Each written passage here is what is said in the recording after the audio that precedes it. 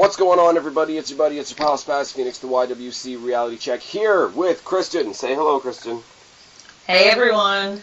And once again, we have the ghost of Guapo, because Guapo had other things come up. But we will be discussing Guapo's picks for Great Balls of Fire, because we are here to preview, predict, and do a pay-per-view pick 'em for probably the worst named pay-per-view ever. Can we agree on that? It's pretty bad. It's pretty bad. It's really bad. And who in their logo department didn't look at the logo and went, that doesn't look like a penis? There were going to be genitalia jokes long before the logo came out with the name of I know, it. but I'm just saying, why did they decide, well, they're already going to make the jokes. We might as well steer double into the skid. We might as well double down. Yeah. That might be a thing. But you and I have been saying for the past week or so, they must have known they fucked up with the name, because they've done their best to make this a show that people want to watch, with like matches people want to see. Yeah, I'm pretty enthusiastic about a lot of these matches. Yeah. Like, I hate to say this about Raw. Raw. I also... Yeah, go. I also had a hard time picking who I thought was going to win on some of these. Yeah, not so much a hard time. Like, I think I have a pretty good idea, like, who's gonna win what. I look at these, and there's a whole lot of, like, win-win scenarios. Like, if A wins, I'd be alright with it. If B wins, I'd be alright with it. And I will say, I know we've got 3 weeks left until Battleground, but for what we know right now of what's going on SmackDown, this card wipes the floor with what they've got on SmackDown so far. I agree. We have... And I did miss Raw this week. The only segment I saw was the segment, I saw Enzo's promo on Big Cass. That's all you really needed to see. I mean, it is still Raw, and Raw still does suck. But at least they're not resurrecting the Punjabi prison match. I don't hate the Punjabi prison match. I mean, that's for another podcast. I don't hate the idea of the Punjabi prison match, but like I said on another podcast, it's kind of like somebody was like, what's crazier than a cage match? I know, a double cage match, and one of them's made out of bamboo. Or yellow painted metal. Yeah. Okay, you brought it up. Might as well say it. Quick shout out to yours and Monoxide and Guapo's new podcast. Why don't you plug that for a second? Me, Monoxide, and Guapo are trying to start up one of Monoxide's infamous podcasts. Hopefully it lasts more than 5 episodes, unlike his last one. Go check him out. I would like to give you what his channel name is, but so effing long. I think it's like Monoxide. 1, 2, 3, 3, 4, 5, 5, whatever. Monoxide, and then a reading chart of numbers. Yeah, there's a weird story behind why that is. Anyways, you can find us on Facebook, Square Circle Breakdown Podcast.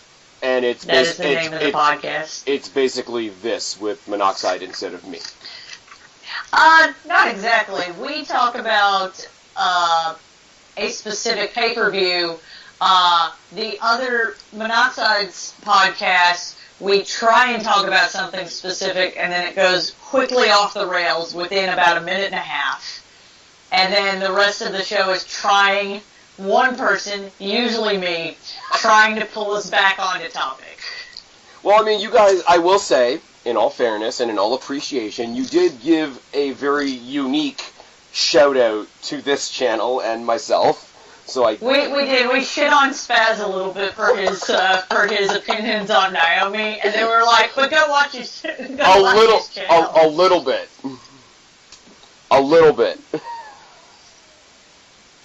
All the trolls that are blocked from leaving their bullshit on my videos, go check out Monoxide's podcast, and Kristen will tell you what she really thinks of me. Dude, I almost felt bad. Don't you know the curse of Monoxide's channel? No, I don't know Monoxide, so... I mean, we're friends on Facebook now, but... I used to do the YouTube more full time. Back in the day? Yes, back in the day. Monoxide's channel has a curse, because Monoxide, still controversial, way more controversial back then. So he literally, anytime he plugged anybody, it would just be the people that hated his channel, like that just came on his channel to put shit, to give shit to him, and to be trolls. Those are the people that would go to other people's channels. So Monoxide's like, I don't plug anybody because I send shit their way. Because fuck you guys. And I didn't remember that when I gave you the shout out, so if you have more shit coming your way, I'm sorry. I don't know. But that is the curse of Monoxide's channel. I don't know. It's all good. I hope you guys do good. I hope everybody listening to us right now goes and checks you guys out. The more positive podcasters we have out there, the better, because there's a lot of them that just want to get out there and make money by saying that WWE sucks, which is not really what we're going for. Anyways, we say that the WWE sucks, but then we provide constructive criticism that would make it not suck, or at least Monoxide thinks it's constructive. It's really just weird storylines he comes up with. Yeah, I noticed that was a theme. The whole basis behind the Enzo and Cass feud in his mind should be because Enzo convinced Cass that this is how you spell soft. Oh, yeah. And he's now so upset that he's been spelling soft wrong all this time that's why they're feuding. And nobody's that would told be a him. much better feud in Monoxide's head. All right. I will say there are times when WWE does actually suck, and this isn't even a shot at Naomi. What the fuck are they doing with the Women's Championship belt on SmackDown? Oh, I don't like it. I'm not a fan. At least Jericho left the lights on a jacket. All I'm gonna say. I'm just saying. I would just like to add that, I'm going to shit on Monoxide a little bit here because I shit on you a little bit on his podcast, so it's even. Yay, drama! But it's drama that I'm causing on two different channels. Like, I'm talking... There's an anti-feminist joke I can make there somewhere, but I'm just... That's who I am, unfortunately. Yeah. Alright, let's talk about this awfully named pay-per-view. WWE Balls. Okay, so as usual, as we've been doing for the past couple of videos, for those of you that are watching perhaps for the first time, we've started doing what we call the pay-per-view pick 'em. Yes, it is entirely ripped off from the Taz show, as Guapo was very quick to call me out on.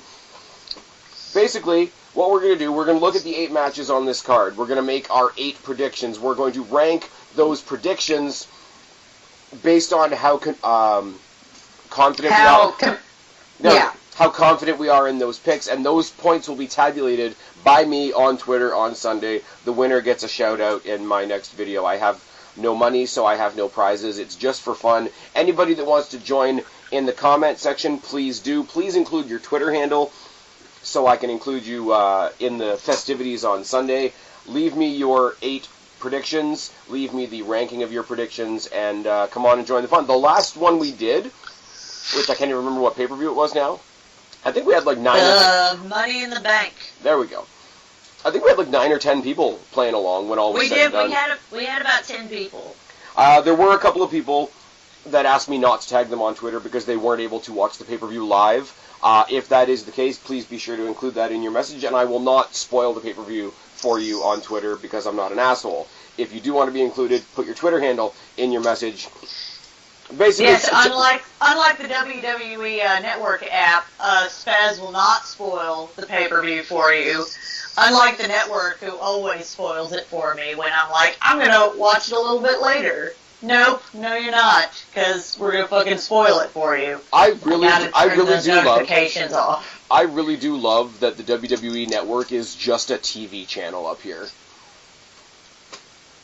I kind of hate that it's an app that spoils it for me. I like that it's an app. I hate that it spoils it for me.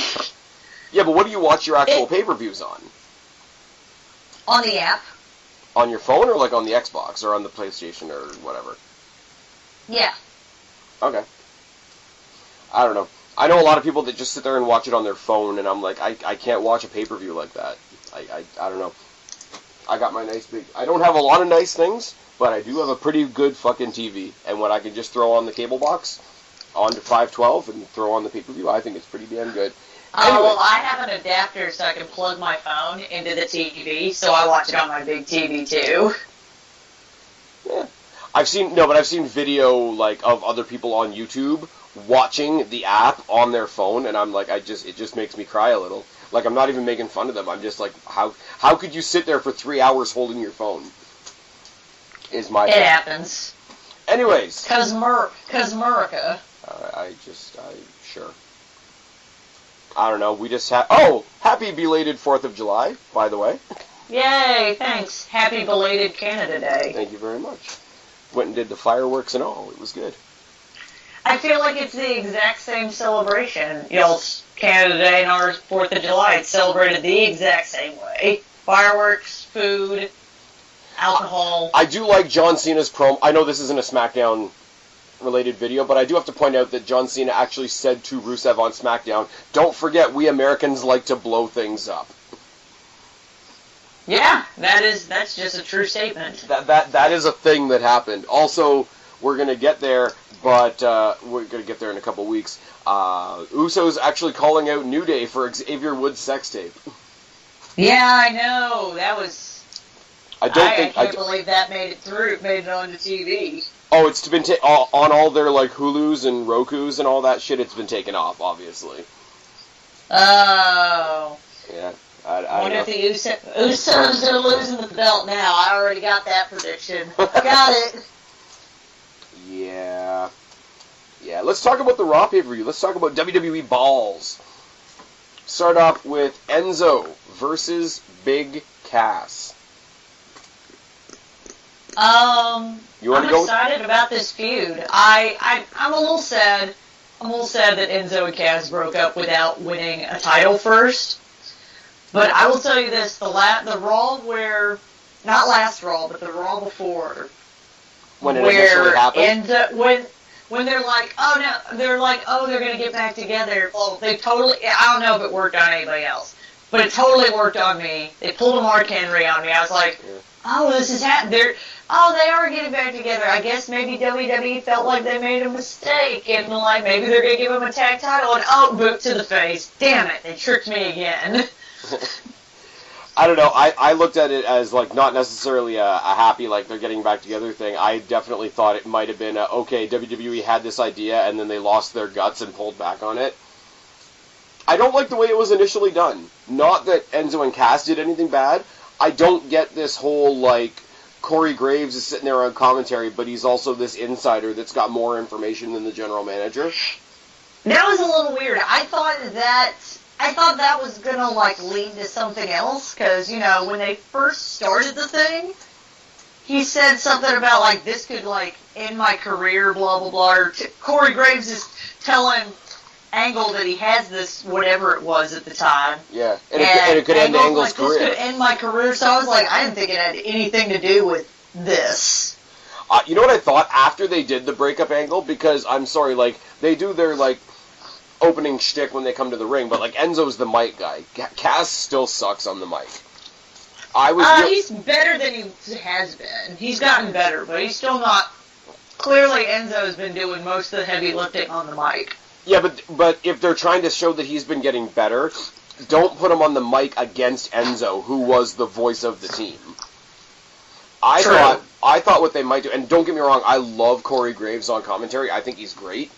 I thought when they started up this feud, Enzo versus Big Cass, they might have moved, because Corey Graves always hated Enzo on commentary. I thought they would have moved him over into like a manager role and have Corey Graves manage Big Cass. I wouldn't have hated that. If they had done like a Bobby Heenan thing, and he's down there to manage him for that match, but then he comes back to commentary for the rest of the show, I could have totally bought into that. But if it took him off commentary, and commentary was just left as being Michael Cole and Booker T, no. That would be a disaster.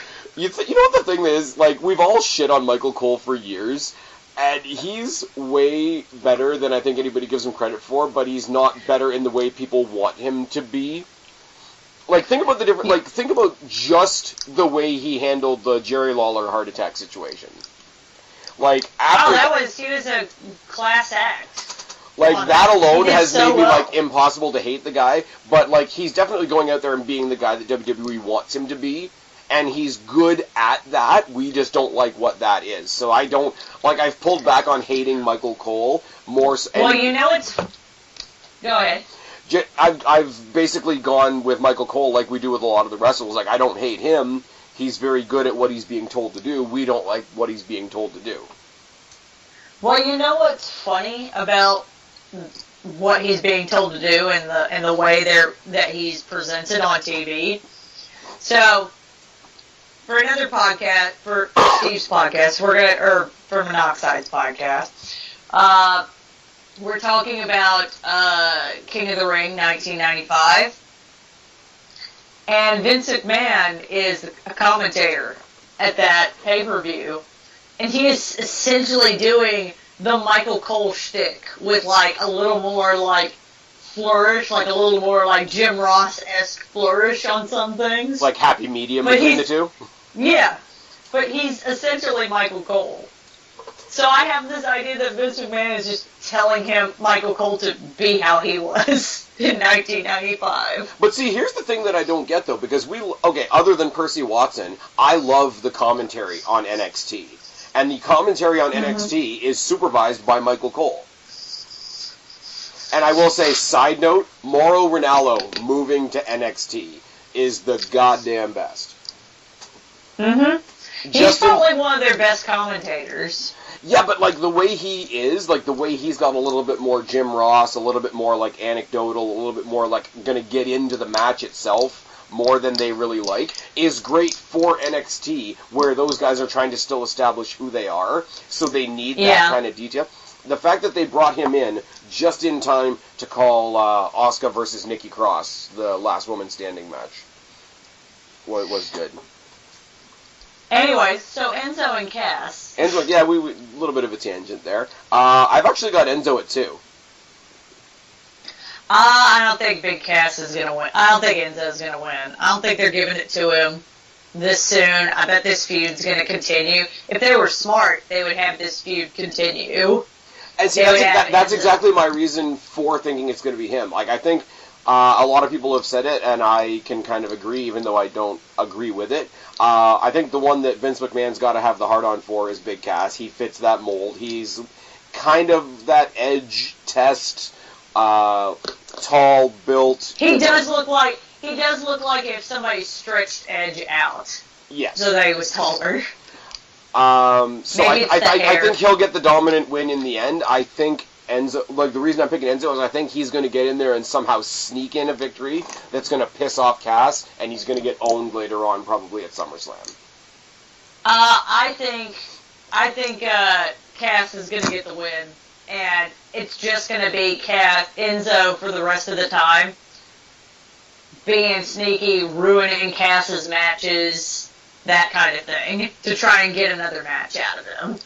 Here's another question for you, and it's a side note type thing.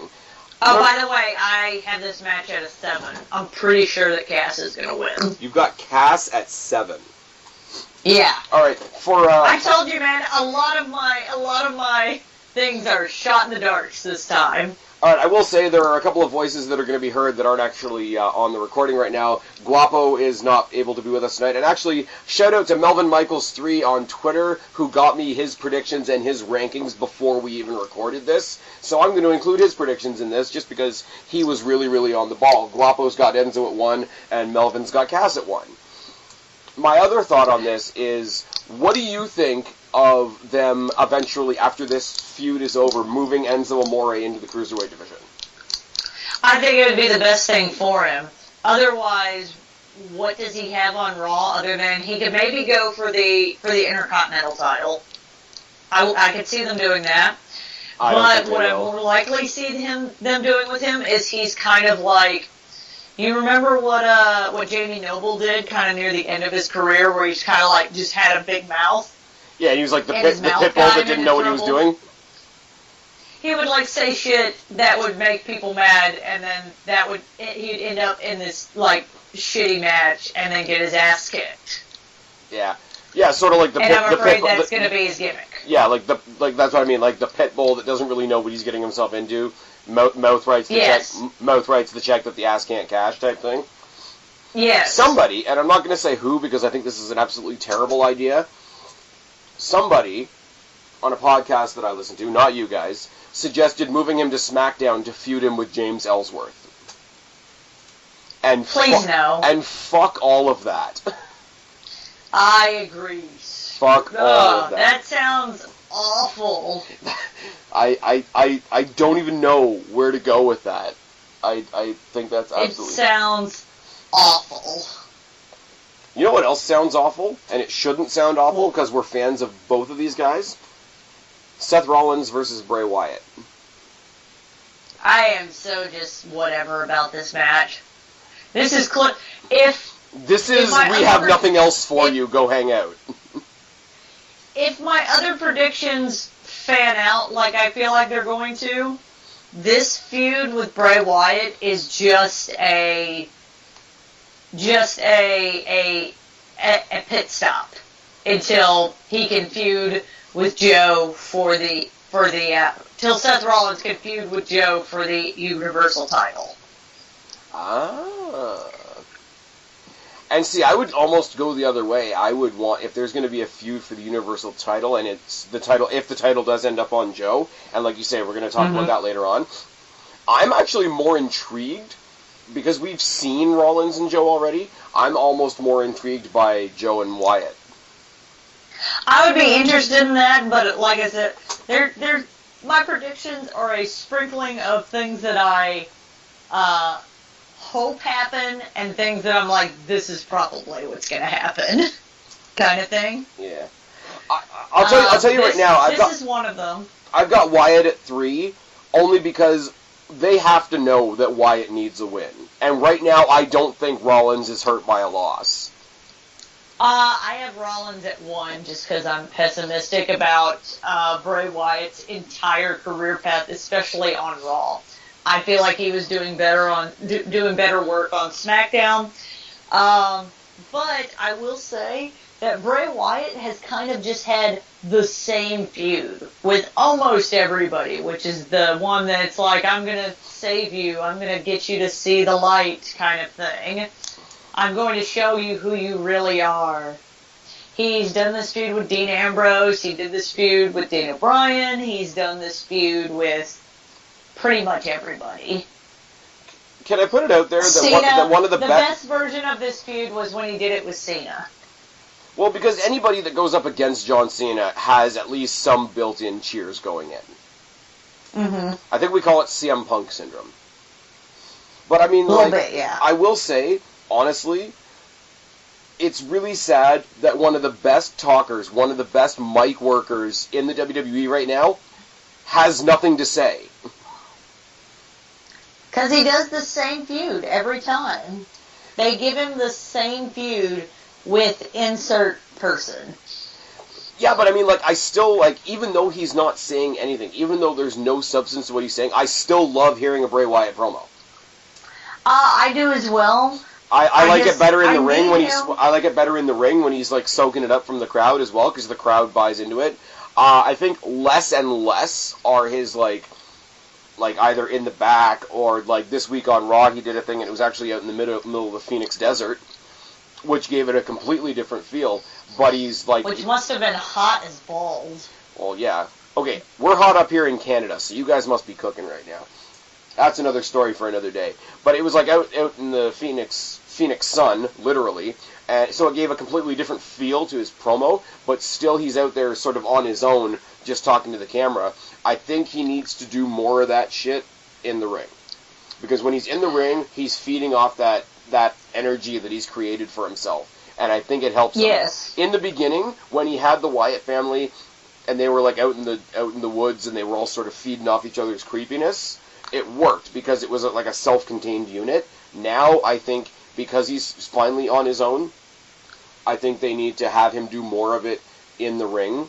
and almost pull back on it a little bit. Let him just be there in the dark, be there in the spotlight, or whatever the case may be. Pull back on sort of like the canned stuff. Mm-hmm.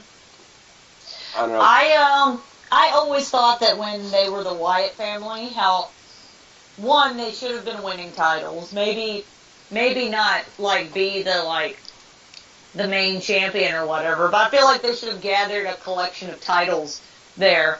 But I always felt like when they won the titles, it wasn't about winning the titles to them. It was about just kind of destroying people and bringing, And I would have loved it if that had happened with John Cena.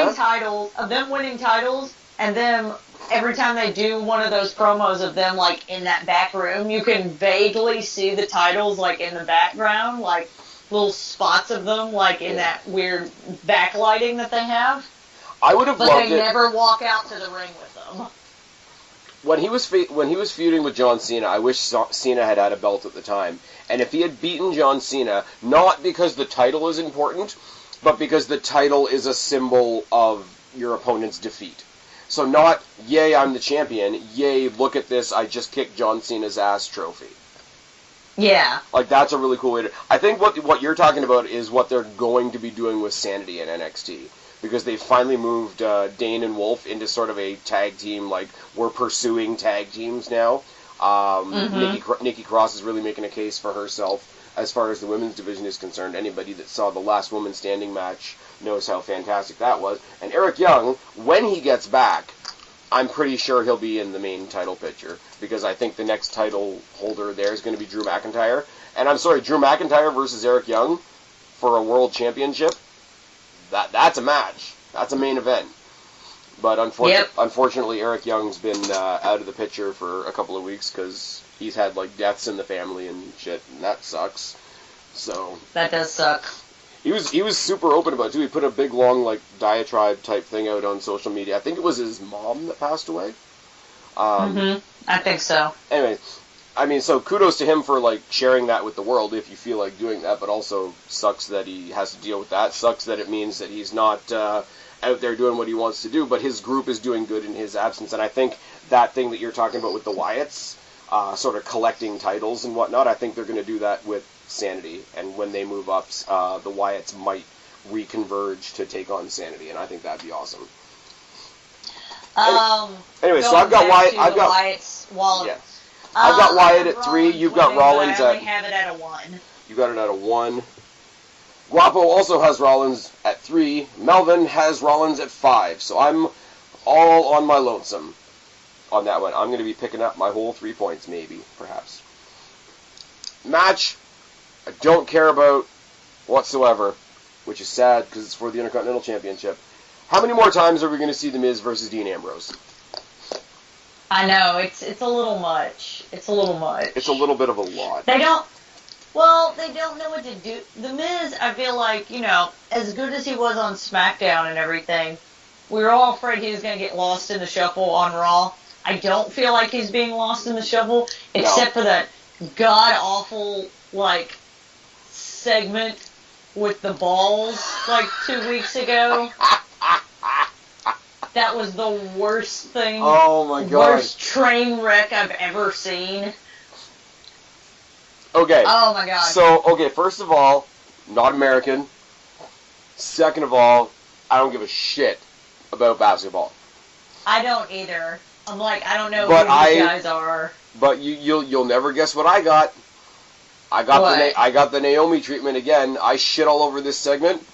And the first thing, 3 or 4 people said to me on Twitter, oh, just anybody that's black, eh? I'm like, no, this guy's an idiot. He was an idiot. I shit on it, too. I shit all over it. You could tell The Miz was pissed. Because, he tried to save that segment so many times. It's saying something when The Miz can't save a segment. He's a little, he's got a little Jericho-esque to him. Yeah, he can bring it back. If he can't save a segment, it can't be saved. Yeah. Just put it down. Somebody mentioned something to me a while ago, and it was one of those, because they know that I'm a fan of The Miz, and I've always thought The Miz has been underrated. Even when he was in his World Championship run with John Cena and all that, I still think even then in some ways he was like underrated by some fans and whatnot. It says a lot for the WWE to always put Miz in these types of scenarios with like the outsiders, the sports people, the celebrities and whatever, because those people don't know the WWE pulse. Like, they don't know how a WWE segment is supposed to go. You need a certain person on the other side of that segment to keep it on track. And the fact that they constantly and consistently give that role to The Miz is one of the biggest compliments I think the company can give him. Well, he's a little like John Cena in the way that he is very good when he goes on like stuff like Jimmy Fallon or does movies or goes on like Conan or whatever. Oh, he's an ambassador for the company for sure. Yeah, he's just great at that kind of stuff. And he's not a bad wrestler either. I wouldn't like put him next to Shawn Michaels or anything like that, but he's okay, but look at some of the other people that are the big names right now in WWE. Are you going to put them up against Shawn Michaels either? When Miz did his little rant about how how many of these big guys, how many of these like indie darlings come in and immediately like get injured, and in his entire WWE career, he has not missed work because of an injury. Yeah. Oh, you're talking about the talking smack thing he did with Daniel Bryan. Yes. You know who else has done? You know who else hasn't been through their entire career without a major injury? Is Chris Jericho. There you go. Yeah. And Jericho does wrestle a little bit more of an indie style, so he's sort of the anomaly in that as well. Mm-hmm. But I mean, like, look at all the people at the top of the WWE right now. Like, I would say John Cena, Randy Orton, Braun Strowman right now, Roman Reigns right now, even a Brock Lesnar, because Brock Lesnar's not exactly a classic, like, wrestler. He's a real wrestler. Nobody that's at the top right now is really somebody that I would put in the category of Shawn Michaels or a CM Punk or a Daniel Bryan. Yeah, nobody. So you don't have to be. Clearly, like, when we do get that, we appreciate the fuck out of it. I mean, look at the reaction when they did the Cruiserweight Classic last year, and some of the wrestling we got out of that. But it doesn't need to be. That's why I said before, like, take somebody like Enzo Amore, who's going to flounder after this feud with Cass, throw him in the Cruiserweight division, because there's so much good technical wrestlers in there, throw something different in there. That's what The Miz brings out. It'd definitely make 205 Live more entertaining if they put Cass over there. They'd have somebody who could give promos. Yeah. But I mean, like, you mean Enzo, not Cass. That's what I meant, sorry. And here's and what that brings up, I don't know we're on the Miz Ambrose thing right now, but like think about it once again, we're talking about whether or not they're going to move Enzo over to 205 Live. They moved Kalisto to Raw, finally, and they still didn't put him in the Cruiserweight division. That doesn't make any sense to me. Yeah. Anyways. Those poor luchadors, they've been trying to find... WWE is constantly trying to find a replacement for Rey Mysterio since the day he left, and have had zero success. And the thing is, they could, because people like Kalisto. Like, unless they put him in the Cruiserweight division, there's nothing really that they can get him to do that makes much sense. And I mean, like, since they got rid of Bocce Sin Cara and got, what's his name, Hunico playing Sin Cara, like, Sin Cara's not bad either. Sin Cara was in the Independence Day Battle Royal, and that's the last time we've seen him since when? I can't even tell you the last time we saw Sin Cara. Yeah. Well, you got Sin Cara, you got Kalisto, you got Lince Dorado in the Cruiserweight division, you had Grand Metalik, who was in the CWC, and then he was on Raw for like 2 weeks. Like, there's no shortage of luchadors out there. Like, that's not a thing. They have them, they don't know what to do with them. Anyway, that's totally unrelated to this. I like the Miz Taraj as well. I think, I don't hate the Miz Taraj. I feel like it's a little legacy-esque, but a lot of three-man teams, especially ones that have, like, a main guy that does all the talking, who's kind of the more... like, everybody knows who he is, and these two other guys are kind of new. They're not new, but, they're lesser known than The Miz is. They start to feel what I used to call Cody Rhodes and Ted DiBiase Jr. they kind of have they're kind of like mannequins that stand next to The Miz while he talks and just kind of look menacing. I don't hate The Miz Taraj. I'm just, I like that they're not. I like that they're not sitting back there and catering anymore, and they've actually got something to do. Yes, I'm appreciative that they're on TV and got something to do. I have 2 points to make. Curtis Axel, how is he not something?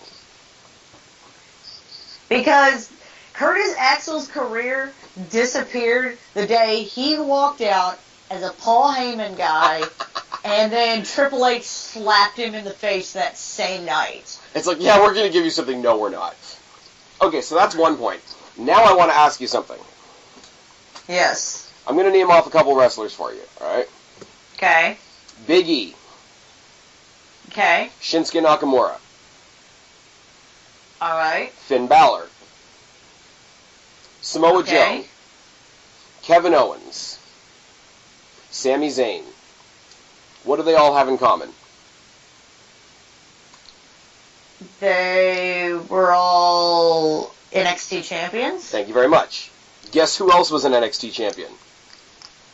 Curtis Axel. Bo Dallas. Bo Dallas, yep. So, what the fuck happened there? They gave him the Bo Leaf gimmick, which was hilarious, and I loved the Bo Leaf gimmick. It was kind of a rip on the Tim Tebow thing. And the Tim Tebow thing's not really a thing anymore.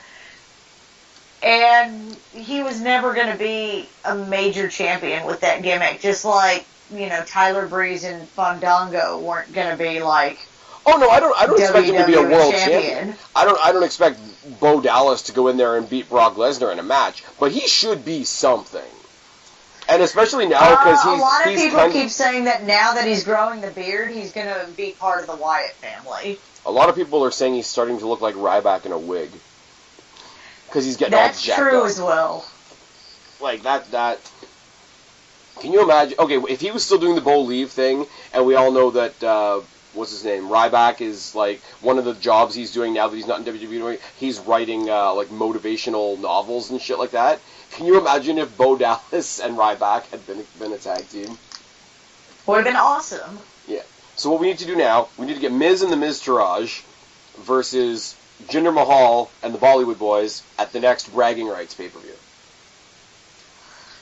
I don't know how I feel That's about terrible. that. That's terrible. Let's talk about, I was trying to sit myself up. Yeah, but, I got Miz at 7. Getting back to the Miz-Ambrose match. I have the Miz at 4. 4. And Guapo also has Miz at 4, and Melvin has Miz at 3. Now, before we go any further with this card, let's talk about 2 matches, quickly, that I thought were going to be on the card, that are not on the card. Okay. Goldust versus R-Truth. I'm kind of bored with that feud, so They're trying to bring back. They're trying to bring back original Goldust, except it's the PG era, and they can't bring back the original Goldust. And no, because it's super it could be seen as very intolerant towards either gay people or transgender people. This is very true. So why? My thing is why are they doing it? Like, you got R-Truth, who, as goofy as he is a good wrestler and is a good athlete. Goldust, who has all the accolades he could ever deserve and is probably on his way out. Both of these guys could be doing better things. But they've done this little drawn-out thing, whatever they were going to do. I really wanted them to have this match at Great Balls of Fire, only because I don't want to see this on the grand stage of SummerSlam. I wouldn't be surprised if it ends up being on the pre-show. I don't... like, of this show or of SummerSlam? Of this show. See, that's fine. It'll get it out of the way. It'll be on the kickoff of a B pay-per-view. I don't care. I don't want this to take up any time. I don't want this to take up any time SummerSlam weekend. I think it's silly, and not silly in like a Tyler Breeze Fandango way, like in a hilarious way. I think it's silly in a I don't really care about this way. It's just silly. It's stupid on the level of, like, okay, they're breaking up a lot of teams recently, right? Yes. But it's never been more blatant that they threw a team together just so that they could have a breakup angle than this team. Like, I've just been indifferent to them since the beginning. I think what Goldust really wanted to kind of, like, end his career on was to have his feud with his brother, like, at a WrestleMania or at a big pay-per-view. Mm. And they did have their feud, they had their breakup and everything, but it just never had its big, like, pay-per-view ending to their feud. It kind of, like, they had their feud, and then it kind of, like, just went away. And Cody ain't coming back. Feud match on, like, a Raw or something. Like, I don't know anything about the Indies. I don't know anything about ROH. I don't know anything about IWGP. I don't know anything about any of those things. But I know enough, and I've heard enough in the past few weeks. Cody ain't coming back. No. Like, isn't he, like, the ROH World Champion right now? I think he is the ROH World Champion right now. And he's in the Bullet Club? I think Goldust wanted to have his last shtick be with Cody, and now that he's not going to get to have that chance, he's just kind of hanging out. Yeah, I don't care. I really want them to have the match. If I were Dusty Rhodes, I would let my WWE contract end, and then I would come back in a couple years for your Hall of Fame speech, and that's it. Yes. Or no, I would ask ROH, can I have my feud with my brother? And I think they would. I think they'd let him have the feud with his brother. Yeah. They won't even let Cody have his last name, though, so I don't know what they would have to call Goldust in ROH or IW. He wouldn't. He'd have to be Dusty Rhodes. He can't be Rhodes, though. Like, that's the thing. Like, Cody can't be Cody Rhodes. He's just Cody. He could just be Dusty. He could be, what the fuck was his name? In fucking... Oh, what was his name in TNA? Like, Black Rain or some shit like that? Oh, I'm sorry. TNA. He could do something. TNA doesn't exist anymore. No, it's called, It's GFW Impact. I feel like, I know this is a side tangent, which is what I complained about Monoxide's podcast being, but here we go. I find it hilarious that essentially Jeff Jarrett keeps making shit that aren't really a thing. They haven't really come to fruition. They're just like an idea he scribbled like on a napkin.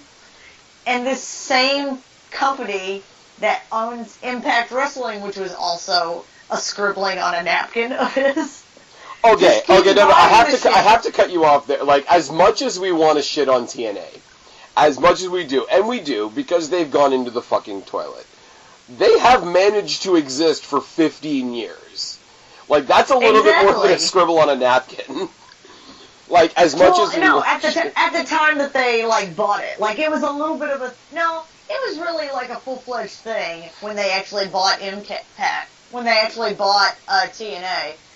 But let's be honest, Global Force Wrestling was a scribbling on a napkin still at this point. Global Force Wrestling was a company that he tried to make. He couldn't make it, so he tried to make it within his old company, and now Global Force has bought Impact, and they're just going to call it Global Force, and the show is going to be called Impact. Like... I'm gonna take off my black jacket and put on my blue jacket, but my blue jacket's still gonna be on underneath, and I'm just gonna call it my blue and black jacket. Like, that's that is the best analogy I can come up with.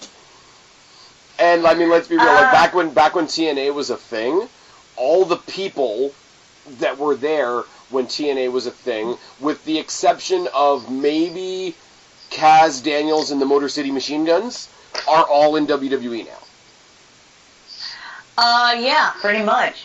Like, there's not a single person, like, it took me a long time to give TNA a chance in the first place. I started watching when Jeff Hardy went over there, because I'm a mark like that. But, like, I was watching, before then.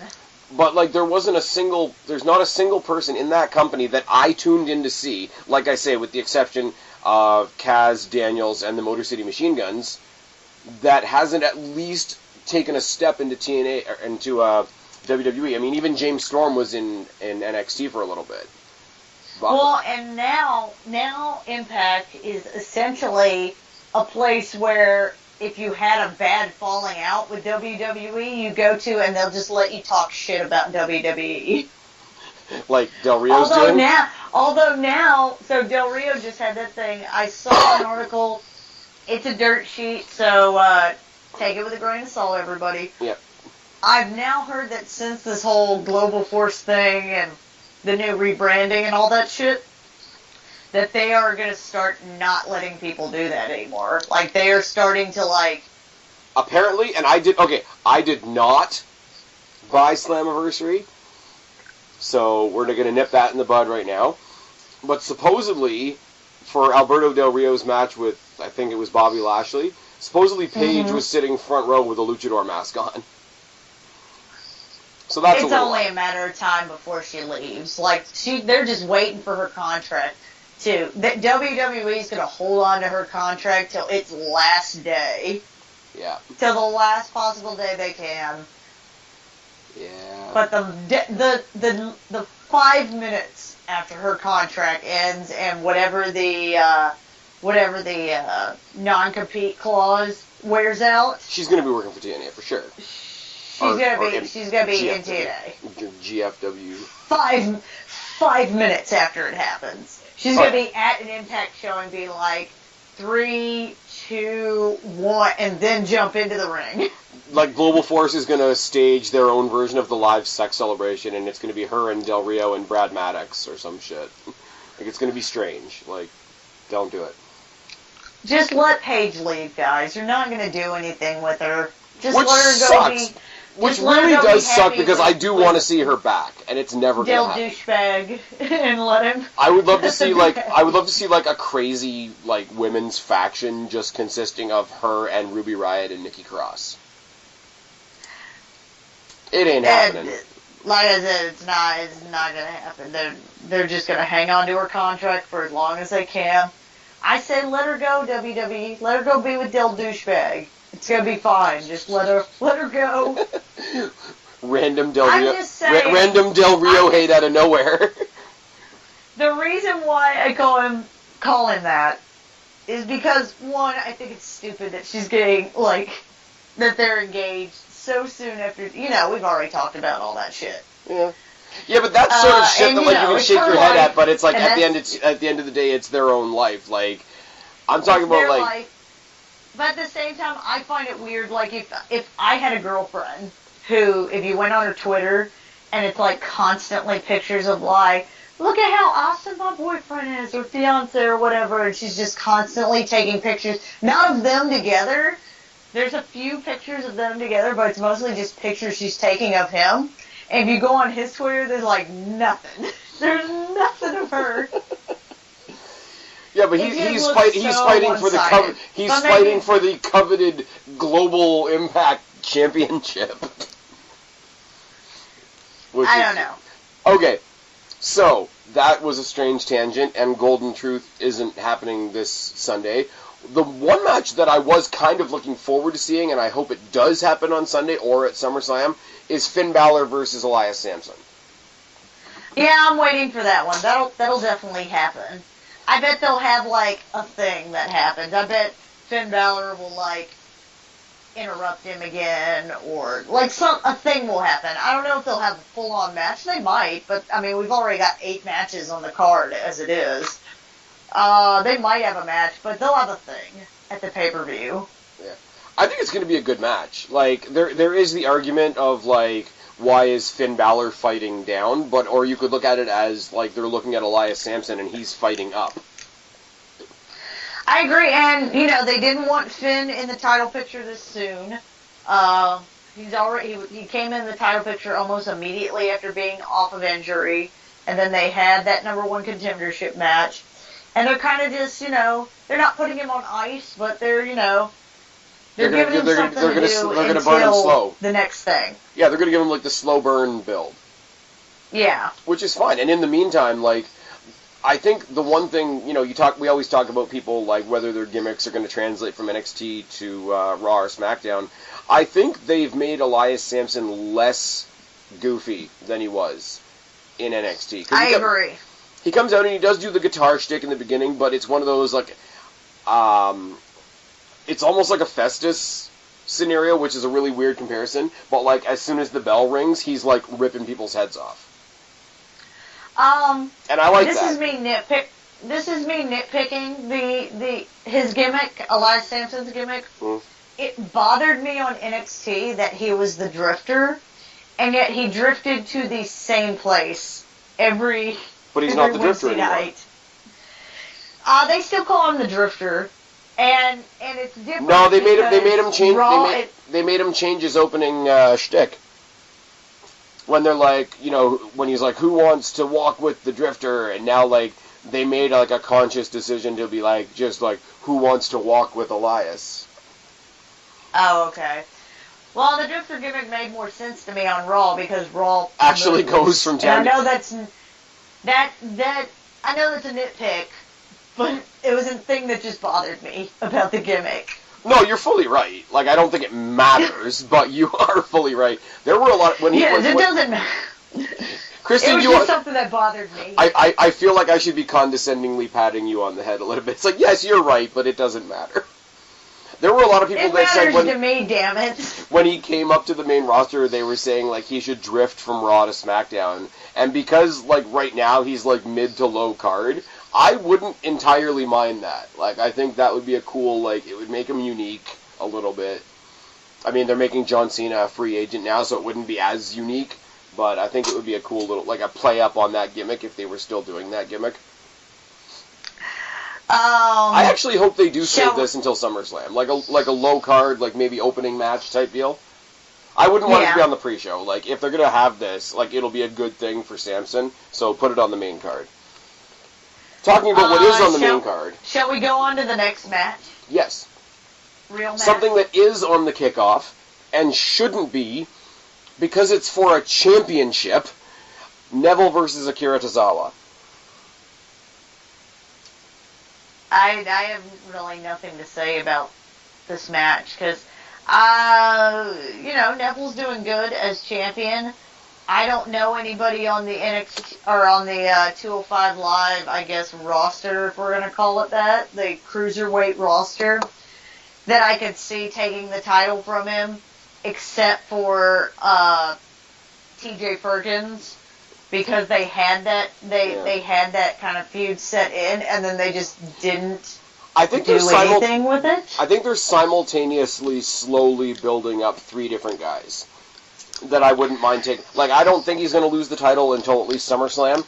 Little spoiler for my my pick there. Yeah. But I think because Austin Aries got injured, I don't think they're going to put the title back on Perkins. Swan's already had it. I think you're going to get either Akira Tozawa at some point, Cedric Alexander at some point, or Mustafa Ali. Mustafa Ali gets a fucking crazy reaction. I kind of like this gimmick. I kind of like this gimmick where they threw him on the Titus brand. I'm starting to like the Titus brand. I love the Titus. I think WWE did an about face with that. Like, I think they were going to do this thing where, like, Titus O'Neil was going to be, like, the heel manager that's, like, taking advantage of his babyface clients. But people started liking it. So I think WWE is just letting them lean into it now. Mm-hmm. The closing segment of Raw, did you see the Braun Strowman Apollo Crews? Yes, no? I did not see it, but, basically, Apollo Crews goes to do a somersault onto, like a somersault, some sort of dive or whatever, while Strowman's on the ground. Strowman, like leg press style, kicks straight up in midair, flips him midair. Apollo Crews, who's not exactly a small guy, lands on his face after flipping himself up in the air and being flipped again by Strowman. But Titus O'Neil playing the concerned manager guy, actually did get in there and get in Braun Strowman's face trying to protect his client. So it is a babyface thing, and he is talking the hell out of Akira Tozawa. Yeah, I like the Titus Brand thing. I like him as a mouthpiece better than as a wrestler. Like, I'm just sad for Apollo Crews because they clearly don't know what to do with this guy. He's so talented. He's still a little like weak on the mic, but he's so talented in the ring. They don't have any idea what to do with him. You know what? For a short, like if they wanted to give it like a month run or whatever, if, like, say Apollo Crews had a losing streak and Titus was still there trying to ramp him back up, it's like, you know what? You're going to succeed. We're going to succeed. We're going to succeed together. And Titus and Crews picked up the tag titles. I don't think I'd entirely hate that. Like, I would like that. I think that'd be good. I like Titus O'Neil as the mouthpiece more, but I think that could be like a little jumping thing. Like, they could lose the titles like a month later, and he could get down again. Hey, just think, last month you were holding the title, now we're going to go for something else, and all of a sudden you get like Apollo Crews taking on The Miz, and you go from there. But no, I like this thing that it's not just him using Crews. Like, he's kind of babyface now. He's acquiring more talent. Like, if he has like Crews as a mid-card guy, and then they pick up a tag team, and then they have like somebody representing them in the cruiserweight division, somebody representing them maybe in the women's division. Titus Brand like spans out over the WWE through all the different divisions. Like, that could be a fun little story. I would love that. And just like, friggin' Sasha Banks joins Titus Brand. I'm okay with that. I'm totally okay. I'm not even, like, not Naomi, because she's trash, but like, or Alicia Fox. Akira Tozawa wins Alicia Fox in a match with Noam Dar, and Alicia Fox has to join the Titus Brand. Book that. Book that. No. Book that. That is the fucking best. WWE, pay me my money. Anyways, where was I going with that? But like I said, I have Neville winning. I don't think he's losing the title. I got Neville at 5. You got Neville at what? 2. You got Neville at 2. Guapo's got Neville at 2. Melvin's got Neville at 2. I got Neville at 5. I don't think there's much disparity there. Now, one of the more interesting, the one thing I will say about Akira Tozawa, I like Akira Tozawa so much that I wish I could believe that he's winning on Sunday. I hope he wins at the next pay-per-view. I don't think it'll be him again. I think it'll be a one and done, and Neville's gonna like chomp through a few people. Maybe. I don't want that to be true, but get Kalisto over there where he belongs. One of the ones that I think is going to be the most interesting of the night and could possibly steal the show: Hardys versus Sheamus and Cesaro for the Tag Team Championships in a 30-minute Iron Man match. I'm going to get shit for it, but I don't really care about this match. You just don't like the Hardys. Maybe it's a little of that, but I don't. I like Sheamus and Cesaro as a team. Like, as much as like I like Sheamus and Cesaro as a team. I like the gimmick. I think they're more interesting than the Hardys. I think they're like I just think they're more interesting than the Hardys are. And maybe people are gonna say I'm being salty about the Hardys. I'm not. I just feel like salty. Sheamus. I think they're more interesting. I mean, their entire feud is Sheamus and Cesaro saying things, and then the Hardys run out to try and fight them, but they don't ever react, like, promo-wise. I think the Hardys are... Well, the Hardys have never been good on the mic, other than when Matt was doing the whole broken thing. Which he doesn't really know that he's not doing, so... I don't know. The rumor keeps circulating that they're getting close to a deal with Impact and they can do the broken thing. Yeah, I'm sure that's totally going to happen now that they've rebranded and everything. Yeah. Okay, I don't care what the brand is. How are they going to they can't utilize the gimmick, so they've got literally nothing to gain. And But WWE, just so WWE can't have it. yeah, they need to think about surviving, and they need to think about money, which WWE has. Because what I'm saying is, little inside baseball, but like they had the guy on there the other week from Transformers doing commentary for reasons, but he was talking about... Yeah, that was stupid too. Really was. Like a whole lot. But he's doing that movie like with they were Sheamus. trying to interview him and commentate a match, which was really distracting. Okay, I will say, I know you hate the Hardy Boys for reasons. Hardy Boys and Finn I Balor... don't hate them, I just, I'm not as into them as everyone else is. Hardys and Finn Balor as a team, as a 3-person team, though, was for one night only. But, but Sheamus is going to be gone doing a movie for like 2 months. So what I see happening, if they are ever going to get this broken thing happening, Sheamus and Cesaro are going to win. Sheamus and Cesaro are going to drop the titles in some sort of weird way where Sheamus has an injury so he can go do his movie. Hardy Boys go on to feud with the Revival, who just came back. Revival destroy the Hardy Boys. Hardy Boys become broken, and they do whatever they want after that. But I think this match... even if you don't like the people in it, I think this match could be one of the matches of the night, because it's not very often that we get a tag team Iron Man match. It's a different dynamic that we haven't seen in a while, and I think that alone could elevate it. I don't know. Like I said, I'm just not... This isn't the match that's grabbing me. I read somewhere...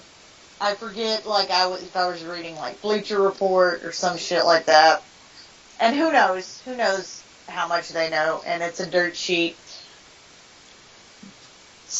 They are speculating that the Hardys are going to break up after this match, which doesn't make any sense to me, why they would do that. But I don't understand why. I've seen this report twice. I've seen this theory twice, that the Hardys are breaking up after this match. The only way I could see the Hardys breaking up is if they're going to different brands, and because I know WWE wants to keep Jeff Hardy the way they always had him back in the day when he was a singles guy. So I could see him staying the way he is. Matt goes to whatever the opposite brand is and does the Broken Hardy thing kind of on his own. That could be a reason for them to break up, like them being absolutely dismantled by the Revival if that happens, and sort of blaming each other and pursuing singles titles. Could be a thing. Like I said, even me as a not big fan of the Hardys, that doesn't make any sense to me. Especially after WWE has, gotten rid of 3 tag teams at this point? Yeah, but they've still got teams. They're just not using them. And they're not really using the Hardys. They just sort of bring them out there every couple of weeks to say, yeah, they're going to fight at the next pay-per-view. That's just what I've heard. They've got Revival, they've got the Club, they've got Sheamus and Cesaro, they've got American Alpha, they've got Breezango, they've got Hype Bros if they don't break them up. Same reports are also talking about the reason why Finn Balor doesn't have a match is because they're going to form a Bullet Club with... Okay, but they've been saying that since Finn Balor debuted. That's true. I'm just saying that the same reports that are saying that the Hardys are breaking up this pay-per-view are the same ones that are doing that. Okay. So the real blow to tag team wrestling came last week when the Colognes asked for their release. Let's be real. Did they? Yeah. Oh my God, Steve's finally gonna... Primo's finally not gonna have a job. It's been years that Steve has been doing this shtick where he's Primo will show up on TV and he's wait, I thought he didn't have a job. I thought he was unemployed. This whole big shtick that Monoxide does about Primo being unemployed. He's actually gonna be unemployed? I don't know. It's the end of an era. I don't know. Anyways, long story short, I got the Hardys at 4. I have Sheamus and Cesaro winning at 3, and that's based off of those reports. Okay. Guapo has... But, I'm not very... I'm whatever about it. Yeah. Guapo's got Cesaro at 8, and Melvin's got the Hardys at 8. So, Very, very divided on that one. Way more confident than I am. Oh, yeah. Well, I'm confident next. I want to talk about the Women's Championship match. Okay. I do. But I really want to say something else first. And I know we've talked a lot about, like, the transition from NXT to WWE. What the fuck are they doing with Bayley? Nothing. It's awful what they're doing with Bayley. Although, when she was coming over from NXT, I was afraid that hers was going to be one of the gimmicks that suffered on Raw, and clearly it has. But it's not even that they're really doing anything bad with her, it's just that they're not doing anything with her. Like, they had her get injured, like, 1 minute into their tag match on Raw, so that Sasha Banks could be a superstar and win 2-on-1. I get it, that's a great thing for Sasha Banks, but Bayley's like... And supposedly, they're doing a love story between her and Corey Graves, which I think is going to be terrible. What? Wait, between Bayley and Corey Graves? Yeah.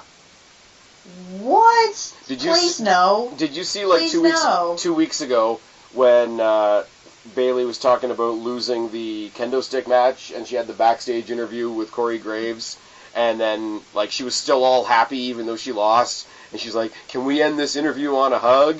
And Corey Graves kind of looks like, what the fuck is going on? Like, he looks all creeped out and shit. Yeah, apparently that is the stimulus for a, like, creepy, like, she's got a crush on Corey Graves, and he's gonna pull a CM Punk, like, hey, I guess I dig crazy chicks thing. No. Please no. Like that's please no. That's terrible a lot.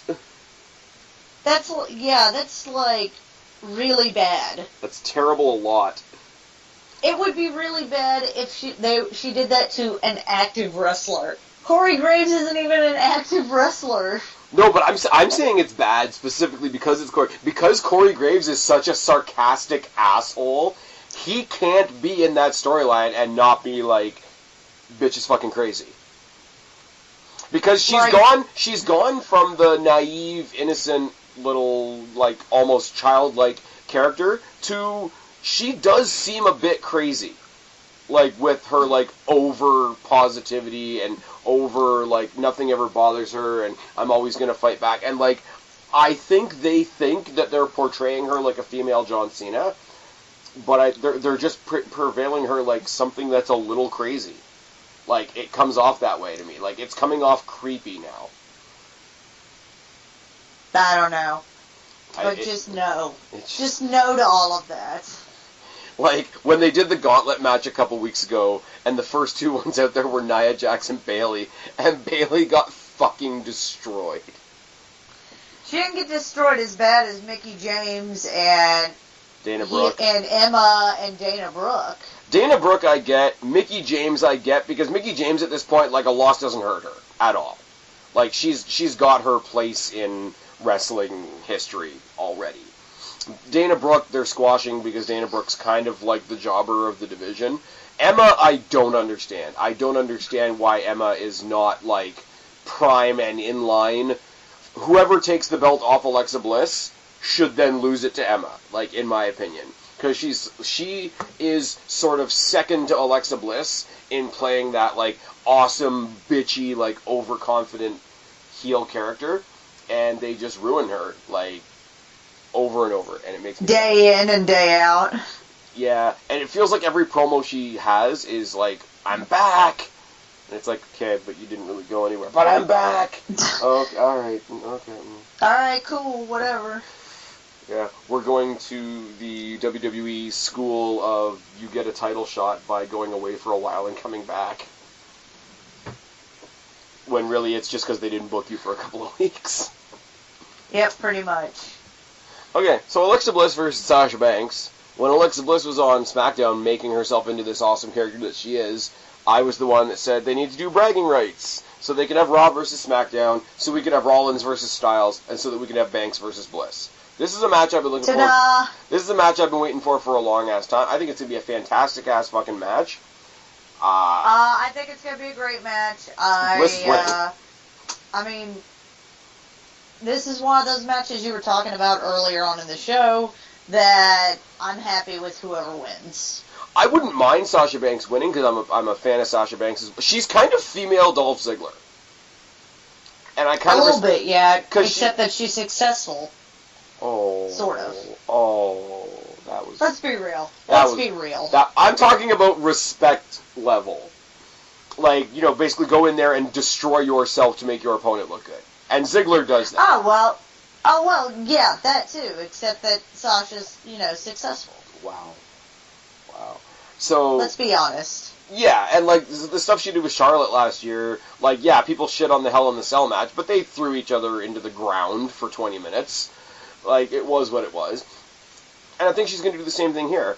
I respect the fuck out of Sasha Banks. Also, she's hot as hell. But I don't, because they pulled back on her for a little bit, so I don't care as much.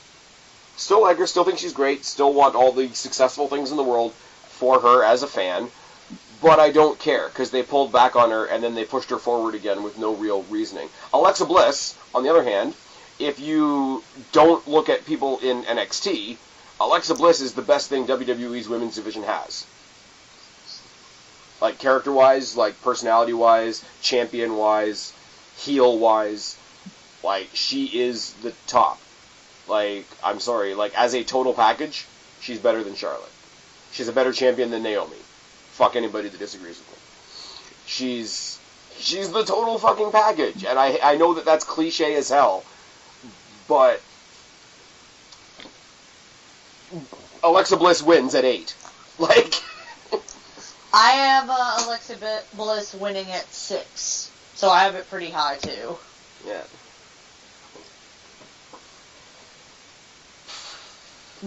What does Guapo have? Guapo has Bliss at 7, Melvin has Bliss at 4. So, Bliss across the board. Let's look at the people we have across the board. We got Miz across the board, Neville across the board, Bliss across the board.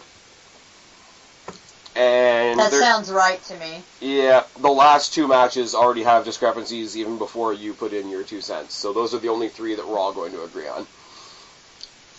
But and my only problem with this match is I have a real problem in seeing like who's she going to face next, because I think they're going to do like a David versus Goliath thing with her and Nia Jax, and I don't know how that's... Which is weird considering Nia will be the face. Is she though? Because she's going in there to destroy. Well, she's not the... But she's not the heel. Yeah, but Alexa's the heel. But I'm so terrified that WWE would try to turn her face because she'd that would be a mistake. Because she'd be the underdog in the feud, and WWE, it's okay. I will give WWE a little bit of credit. It's hard to book an underdog heel because underdog implies sympathy, and sympathy doesn't imply heel. But I don't know exactly. But other than like bringing up some people from NXT, I don't know who else I want to see her fight against. Like, I would love, like, Alexa Bliss versus Ruby Riott. I would love Alexa Bliss versus Nikki Cross. I would love Alexa Bliss versus Ember Moon. I would love Alexa Bliss versus Asuka versus Aaliyah versus Daria Baronato, who's now Sonya Deville, versus Liv Morgan. Liv Morgan and Alexa Bliss would be great, because everybody hates... That would be. Because, like, look at how everybody pokes fun at Liv Morgan. Now put her in front of Alexa Bliss and give Alexa Bliss a microphone. That would be a good feud. I agree with that. That would be a lot of fun. But I don't know, like, I'll throw it over to you. Like, after this is done, like, they could do this, they could have a fuck finish here and have this match again at SummerSlam. I'd have no problem with that whatsoever. But when this... I wouldn't be surprised if they do. But, like, who would you have Alexa Bliss feud with after this? I mean, if I could choose, if I could be perfectly honest, Liv Morgan, probably, you brought that one up. That one's pretty good. Yeah. I mean, I feel like Alexa Bliss could have a great feud with any... I mean, her feud with Bayley, was a good feud with Bayley, other than they don't know what they're doing with Bayley's gimmick, but, Yeah. If you put her next to a face that's struggling to get, like, that crowd reaction, you can put them with Alexa, and they will Alexa will get them more than sympathy. likely cheer for that face that's struggling because of how bitchy she is. Yeah. I just don't know, like, especially, like, on the women's roster right now on Raw. Like, actually, hold on a second, I'm just gonna do something. Well, I mean, clearly the next feud for Alexa is gonna be Nia Jax. Like, that's just happening. Yeah, I'm just... Keep talking, I just don't know how I feel. I just don't know how I feel about that match, because essentially they would either need to make Alexa, like... Well, no, they could still have her be heel, but she would have to be that heel that we want Nia to destroy, even if Nia's not a face. Yeah, they would have to play. They would have to play off Nia as neutral. Like, okay, stupid comparison, I know. They would have to play Nia off like Brock Lesnar. Like Brock Lesnar, you can put it in there with a face, you can put it in there with a heel. He's just going to destroy them, and it's and like having her be totally neutral that way. And I think you could pull that off, but I think Nia Jax isn't established enough to be like, okay, now we're going to do this cool gray area thing with her. I feel like they put in legwork for it when they had her essentially mow through the women's division in that gauntlet match. Yeah. And everybody, okay, I'm going to borrow a term of yours. Everybody's very salty that she didn't win and Sasha Banks, like, stole her moment and whatever. And I'm like, even if you're trying to portray her as dominant, she just basically had 4 matches in a row. It's very easy to believe that your 5th opponent could come in and sneak away with a win because you're winded from just fighting 4 other people. Exactly, I agree with that. Like, you know, had Nia won, I would have been all right with that. Oh, for sure. I don't discount that, like, one day she will win and she will get her moment. And if she had won a couple weeks ago, I wouldn't have had a problem with that. But it's not this big violent crime. Oh my God, they just buried Nia. It's like, no, Nia just buried the division. Yeah, pretty much. In like 10 minutes. I will say though, you know what that gauntlet match did? I feel like it at least took steps in the right direction to correct something that especially you and I have very much complained about, which is that she wrestles like they gave her a moveset of a fat chick.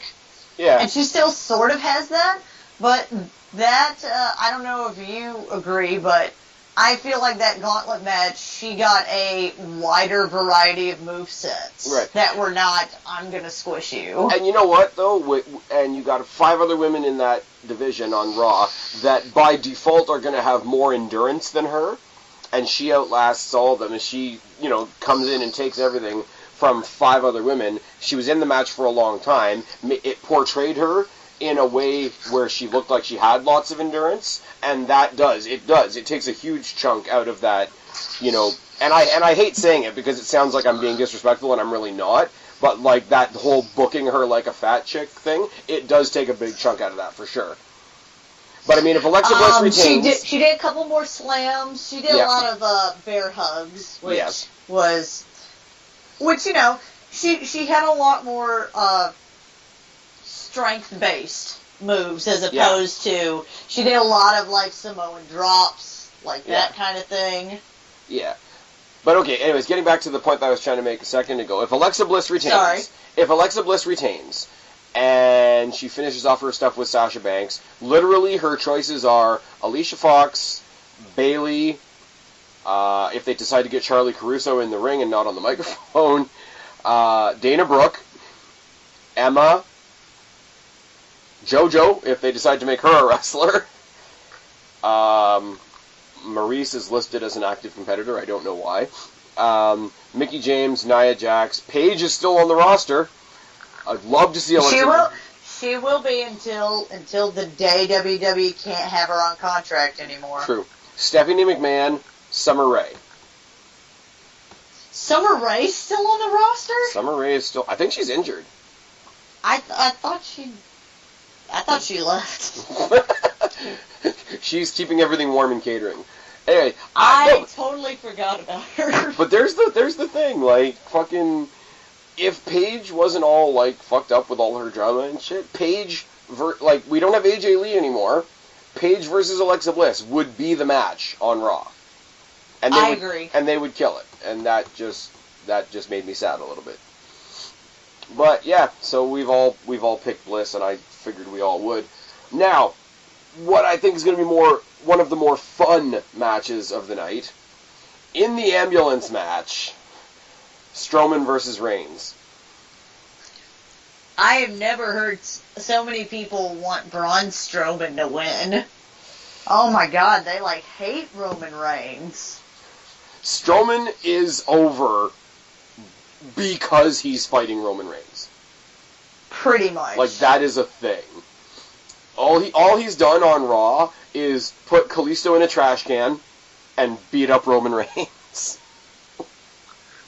Hashtag and that's okay. Beat up Roman Reigns. Hashtag Kalisto's a trash man. But I'm gonna let you go first. I'm gonna let you go first. I know there's so many people that are well, clearly Braun Strowman's going to win. I just don't have faith anymore because they've been playing Roman Reigns like the underdog. This is my 8. I have Roman Reigns at 8. That's how, little confidence I have in Braun Strowman winning. Clearly they've been playing Roman like the underdog this entire time. And I feel like Braun Strowman's going to win. And then at SummerSlam, John Cena's going to have his match with Roman Reigns because he already talked about that he's apparently just going to float between shows because apparently that's a thing. That's a WWE is worried about the ratings on Raw thing. And we're going to have that match. And I kind of can't wait. Roman Reigns, John Cena, just to see what the crowd's going to be like. Absolutely. I don't know who to cheer for. It's going to be Cena. It's going to be Cena. But, I'm going to say, I've got Roman at 6. Do the marks hate Roman more than they hate Cena? Is this a thing? Most people have turned the corner on Cena. It's not that, okay, here's the Cena hate, and Roman came along and it was more.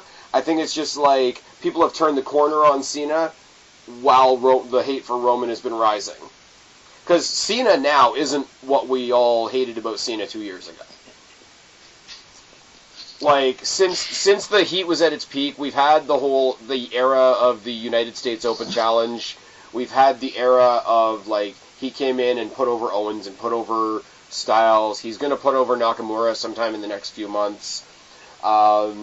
He's a part-timer. He hasn't touched a world title in a while. He hasn't been in the main event scene in a while.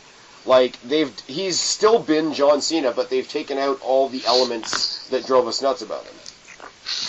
True. I'm going Roman at 6. I'm going Roman. I wasn't the only one that was clearly Braun Strowman's not winning. Well, Melvin's got Roman at 7, so. Guapo, so it's just Guapo? Guapo's got Strowman at 5.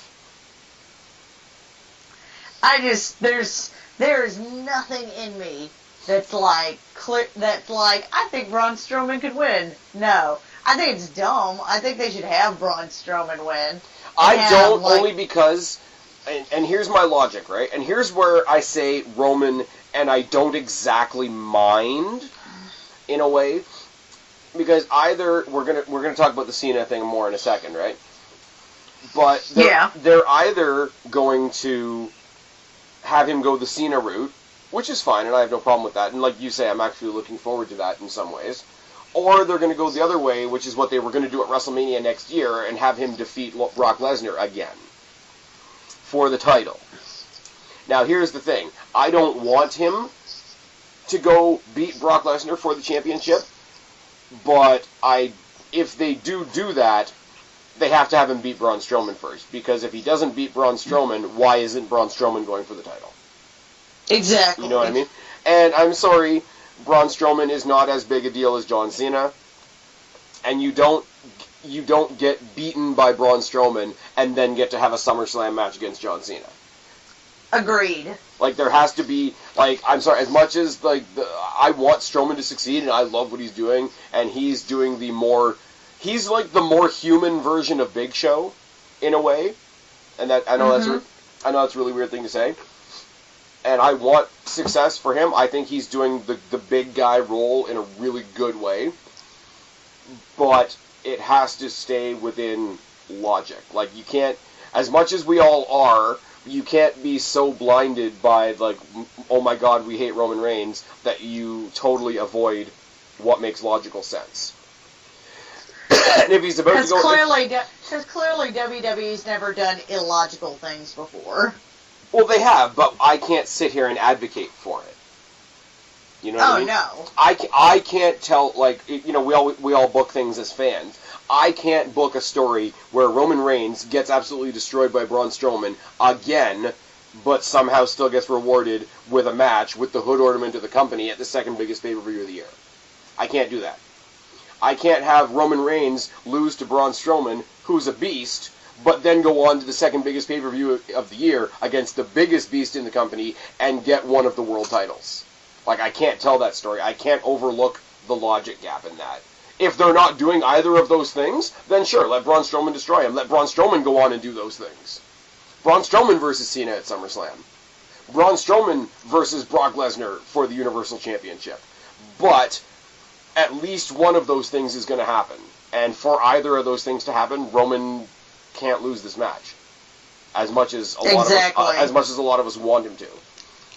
The other thing people are saying for SummerSlam is take the two main matches of this card, which is Roman Reigns, Braun Strowman, and the match we're going to talk about next, and rebook it as a Fatal 4-Way for the Universal Championship. And that's a lot. That'll totally mess up my booking, though. That's a lot of meat in the ring. That is an odd way to say that. I listened to the Taz show, and they were talking about it today, and they just talked about meat in the ring. They were talking about the Big Show versus Mark Henry matches and shit like that. And it's an expression that's stuck, I guess. It would be a car crash, but it's not exactly a car crash that I would hate. So, what I don't want to see is for this to be a fuck finish. Like I know I just said about Alexa Bliss and Sasha Banks. I don't want to see this be a fuck finish and get prolonged into SummerSlam, because this has been going on for a while now, and they've both stalled, and they've both been injured, and now they're both back, and they're still doing it again.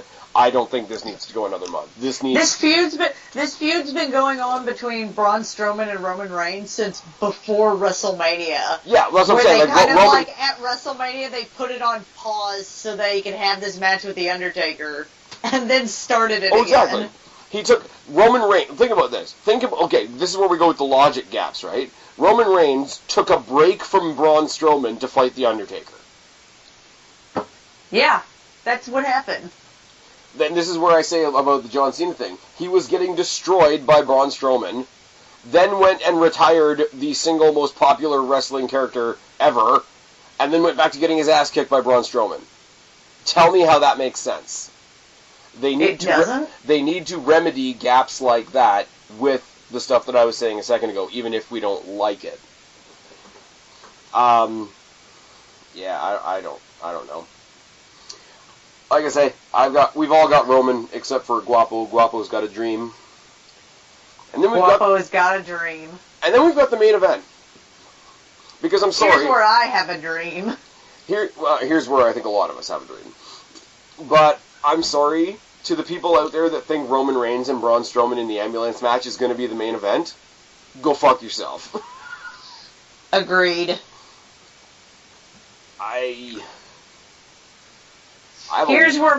This is where what I hope happens. Okay, match comes in. You take off. I have Samoa Joe beating Brock Lesnar for several reasons. One, I am now officially sick of not having a champion on Raw. Because we don't, really.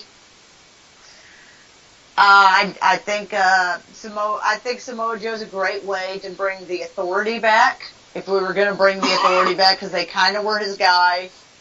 If they wanted to do that, I don't really care about the Authority gimmick. I think if Samoa Joe like I said, Samoa Joe winning the Universal title kind of like is a linchpin for some of my other predictions, like that I think the Bray Wyatt-Seth Rollins match is going to end, because I feel like if Seth Rollins wins that match, then this was just a pit stop waiting for Joe to get the title so that they could have another feud. Right. Mostly, I'm sick of not having a champion. I like a Brock Lesnar, and I actually really like this feud that they're having. Yeah. This really intense, they're both kind of the beast, the unstoppable force meets the immovable object kind of thing that I think is believable. Because they've tried this before with Brock Lesnar. Thank you for saying that. I feel like it's believable. Thank you for saying that. Because my immediate question for you was, eventually Brock Lesnar has to lose. Yes, eventually Brock Lesnar has to lose. They've tried this before where it's like, because really, you bring a guy like Brock Lesnar in, Brock Lesnar's like, he almost has this like Undertaker-esque quality. Hang on with me. Okay, I got you. I think I know where you're going. Where when somebody's getting cocky, it's like, now you have to fight Brock Lesnar. Yeah. And it should be this, oh shit, I have to fight Brock Lesnar. Like, this is bad. The way I compare Brock Lesnar to The Undertaker, and I'm glad you said that, is Brock Lesnar's not a guy. Like, there are certain characters, like we've always said, there's certain characters like Finn Balor when he's the demon, Undertaker, whatever, Kane, various things. They're not human because they take on that sort of more demonic character. Brock Lesnar's the conqueror. He's the beast. Brock Lesnar is an animal. Like, I know the animal was like Batista's old nickname, and it kind of suited him at the time. Brock Lesnar is an animal. Brock Lesnar, we as wrestling fans, we look at Brock Lesnar, we don't see a person, we see a force. And that's Brock Lesnar is a punishment for someone. Yeah. That's where, like, we always say, like, there's certain people that are, like, in the main event, but there's jobbers, there's mid-carders, there's main eventers, there's championship main eventers, and then there's people that are just above the roster. And I'm not saying that they're necessarily good, or I'm not saying that they necessarily deserve to be there, but there are people that are above the roster. Your John Cena's, your Randy Orton's, your Triple H's, your Brock Lesnar's. And they just are. They exist on that next plane of, like, here's the rest of the show. Lesnar comes in, now it's a big deal. Lesnar comes in, changes. I was at Survivor Series. Say what you want to say about the bullshit, like the 2-second match that he had with Goldberg. I will tell you, sitting in the Air Canada Centre in Toronto, that music, that screech or whatever you want to call it that starts off Brock Lesnar's music, it changes the atmosphere in an arena. And he doesn't have to say anything. He doesn't even have to do anything. He has to walk out on the stage. He has to, like, look towards the ring. And he's established that for himself. Now, take all that, and my question for you, if not Brock, if not Samoa Joe, who believably stands in front of that? Well, I wanted to say, I'd heard myself for a second. I wanted to say that Finn Balor was that person. Absolutely that he need to bring. Hang on. Okay. That he needs to bring the demon out to do it. Like, he needs to have, like, if someone like Finn Balor is gonna face Brock Lesnar, what would have to happen is there would need to be this series of a storyline. This, like, remember how Bayley essentially had to, like, go through all of the, like, she fought, like, she's like, I've been so close to winning the NXT Women's Championship. I'm gonna work my way up, and she, like, beat Charlotte, and she, like, beat this person, and like, moved her way up the roster kind of thing, until she was, like, then ready to face Sasha Banks, and then won. It need to be not exactly like that, but this series of things where he had to, like, overcome these obstacles, these wrestlers, these people, and then it's like, well, now you face Brock Lesnar, and then, like I've always said, that's when he would need to, like, you know, crank it up to an 11 and need that extra push and be the demon. I see what you're saying. But they would have to do it right, and it would need to be the underdog storyline without being the underdog storyline. Right. Without shouting that it's the underdog storyline. Yes. And because you want people to still be scared of the demon. Right. That's why I always say the demon's when you crank it up to 11, when you're like, I need this extra thing. Right. To do this. And that's the only way you do Finn Balor and Brock Lesnar. And it would still, I think, in the ring look a little silly. But you would have to have the right storyline behind it. I would agree with you for anybody but Brock Lesnar. Like, okay, here's my example on that, right? Okay. Nobody's ever going to make fun of The Undertaker. Like, Undertaker is just a thing that exists. We as fans respect him. They as wrestlers respect him, even if they don't like him. Backstage, the guy's got more respect than fucking God. There's one person that I would have been totally okay with standing in the center of the ring, letting Undertaker do his whole entrance, the lightning, the thunder, the smoke, the whole, like, bringing the lights back up in the arena, losing the coat, losing the jacket, staring down his opponent. And there's one person, and that one person is Brock Lesnar, that I would have been totally okay if he just sat there and smiled and said, "Ooh, spooky." And I'm sorry, that's what he would do to the demon Finn Balor. I know what you're going for. I really, really do. And I don't want you to think that I'm laughing at you or anybody else that thinks like you do.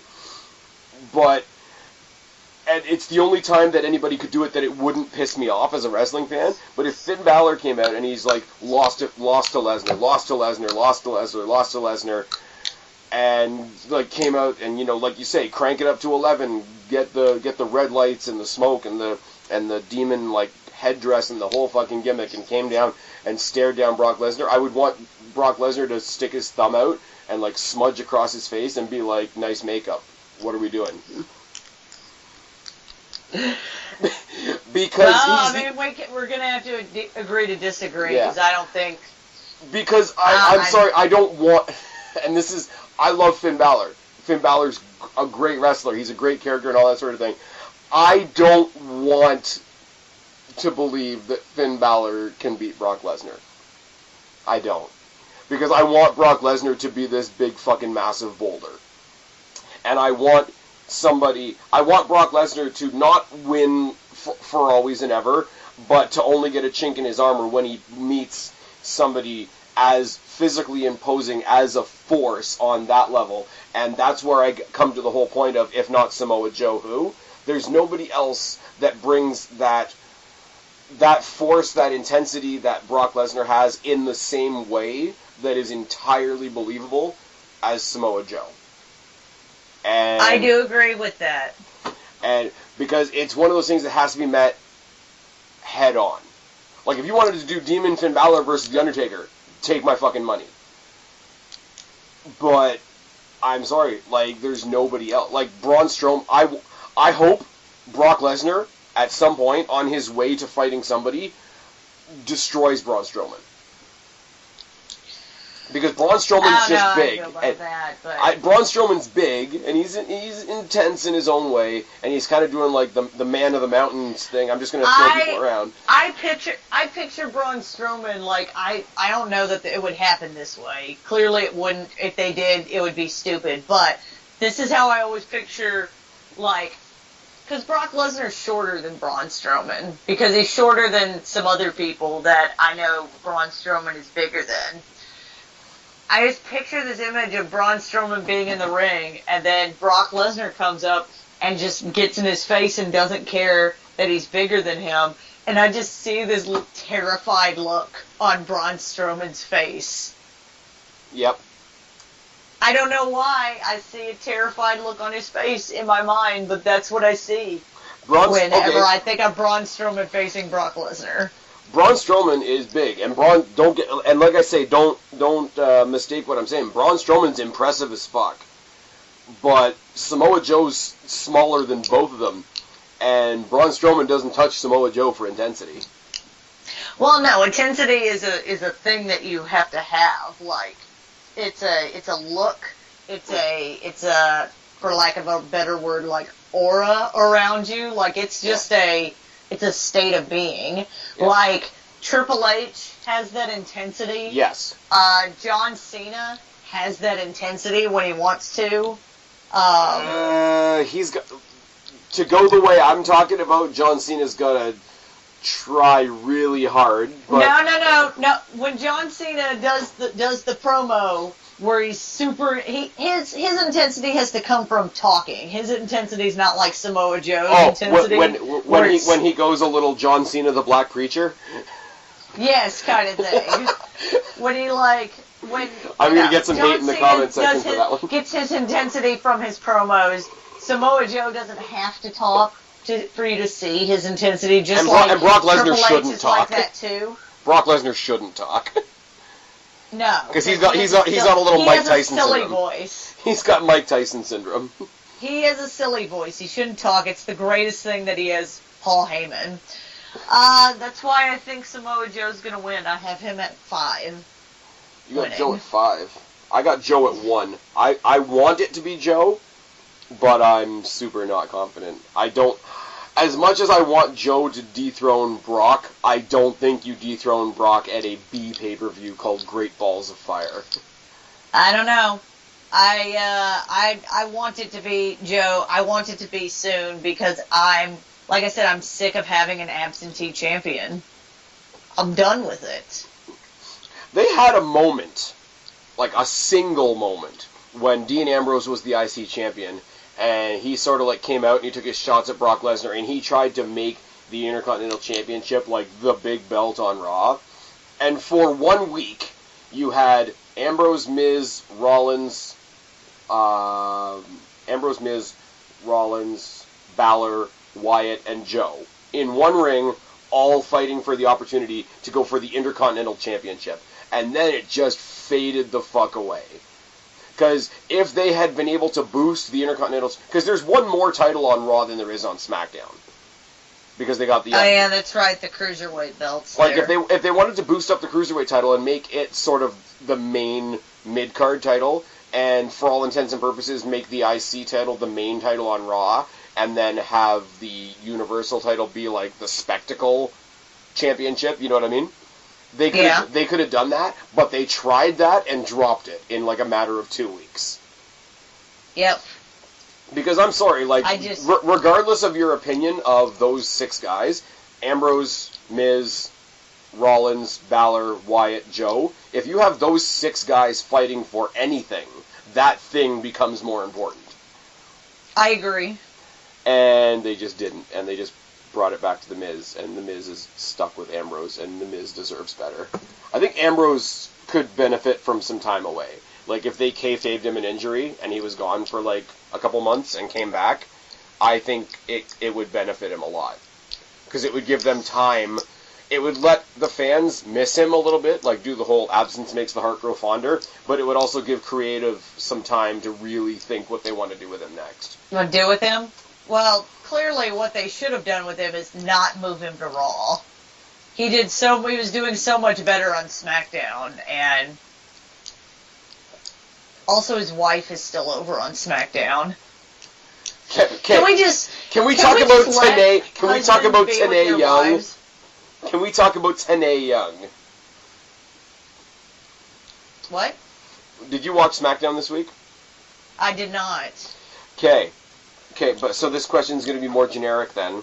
I know that Breezango has been doing the whole cop shtick, and more than once that has made, them dress in various, like, undercover gimmicks and whatnot.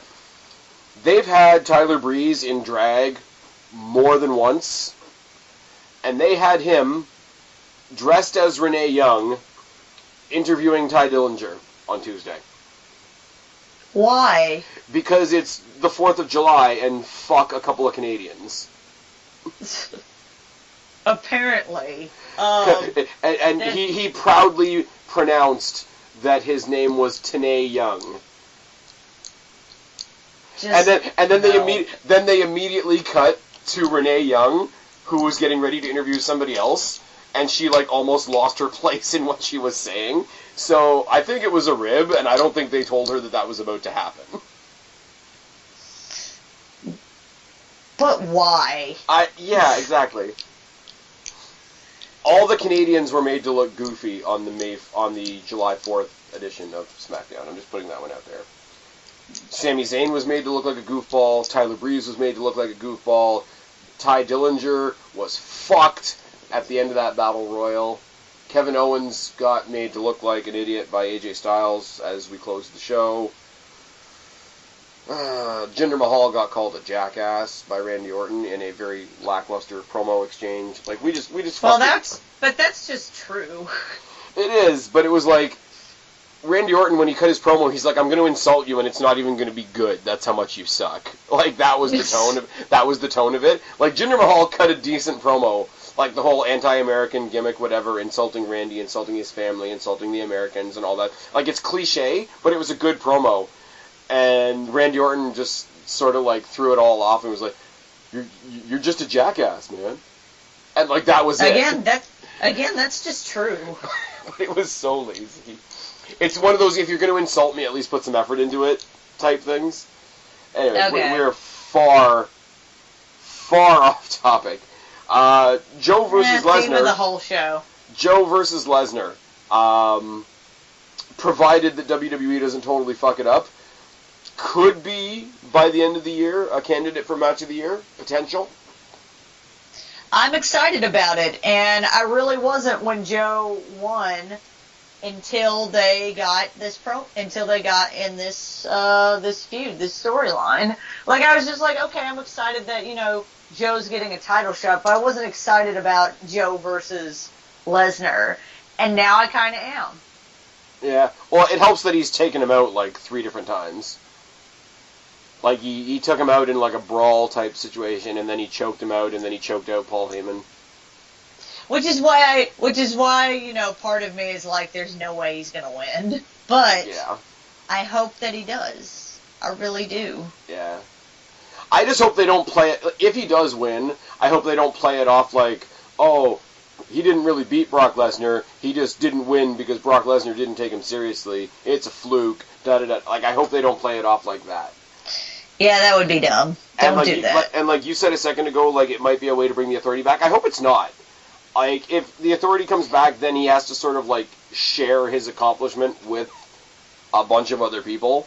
Like, if he does win I think it should be his. I hope it doesn't either. Yeah. Because I'm not even just for that, not just, like, I like Kurt Angle as the GM. It's light enough that it's not totally in your face, and it's not the Authority storyline, which is great. Like, we don't have that big, overbearing heel boss on any of the 3 brands right now, and I think the shows are better for it. Because it's so... so played out. Well, and also, I noticed this on... we were talking about it on the Monoxide's podcast, and I didn't get a chance to mention it. Both the shows have, like, face GMs. Yeah. And, authority figures. Well, all 3 if you want to include William Regal. But they're still very different because, you got Daniel Bryan and Shane O'Mac over here, and they kind of walk down to the ring in, like, jeans and a t-shirt, or, like, jeans and, like, a sport coat and shit. And then you have Kurt Angle over here who's, like, dressing in a suit and dressing nicely and, like, not as casual with everybody. So... And then and this is where I have the contrast with NXT, is you got William Regal, who's, like, not only all done up in a suit and whatever, but he's all, like, because he's English and, he's a little bit stereotypical in that he's, like, very prim, very proper, very proud, but he ends up being, like, I think the most fun GM, because he is so much like that. Yeah. I don't know. I think we get over this hump and we get over Battleground. The potential, like we've talked about it enough in this video already, but the potential for combinations that we've got for SummerSlam, I mean, especially if you tack on, there's going to be a TakeOver on the Saturday as well. Like, if this and Battleground are any indication, I think we're building up to a hell of a SummerSlam. I hope so. Anyways, we'll see. We just gotta fix that. But I need Samoa Joe to win. Yeah, we gotta fix that women's title situation over on SmackDown. I can no longer have an absentee champion. I would not be surprised if Brock Lesnar hangs on to it till SummerSlam. It would not surprise me at all. But like I said, I am over our absentee champion. I am ready to have our Universal Champion actually be on Raw. Yeah. I will say, I get what you mean, like, get it off Brock almost at any cost. But because I'm a fan of Samoa Joe, and because we know what Samoa Joe can do, if he somehow gets fucked on Sunday, and it leads to him having that big victorious moment on the bigger stage, I can deal with that. I could be on board with that. I'll give you that one. Okay, so by SummerSlam, you want to have a full-time champion. Yes. I would prefer it sooner rather than later, but it cannot go past SummerSlam. It cannot. Which means it will. It's entirely true. Anyways, I think we've talked the shit out of this, so why don't you plug your podcast one more time and then go ahead and tell people where they can find you. If you guys want to listen to me desperately try and keep Guapo and Monoxide on topic and fail to do so for about 2 hours, go check out Monoxide's channel. It's called the Square Circle Breakdown.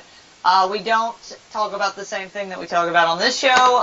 Last week we did a very detailed talking about Raw and SmackDown, and by very detailed I mean it went completely off the rails a number of times. This week we're going to talk about 1995's King of the Ring and touch a little bit on Raw and SmackDown. You can go find that on Monoxide's channel. If you want to follow me specifically, you can follow me on Twitter at BlackCatFeline on Twitter. And Instagram at BlackCatFeline, but that's just pictures of me at work. And YouTube, Black Cat Feline, if they want to see your older stuff. Oh yeah, that's right. I have a YouTube channel too that I don't post shit on. It's a part-time YouTube channel. It's the Brock Lesnar of the YWC. It is. It's the Brock Lesnar of YouTube channels. It only shows up every once in a while, and when it does, it stays there way too long and then goes away again for a while. Right. So that's I just dissed my own YouTube channel. That happened. That was a thing that just happened. Yep. Anyways, I will shout out Guapo since he's not here. Go check out Guapo at Guapo_504. Thank you to Melvin Michaels, at Melvin Michaels 3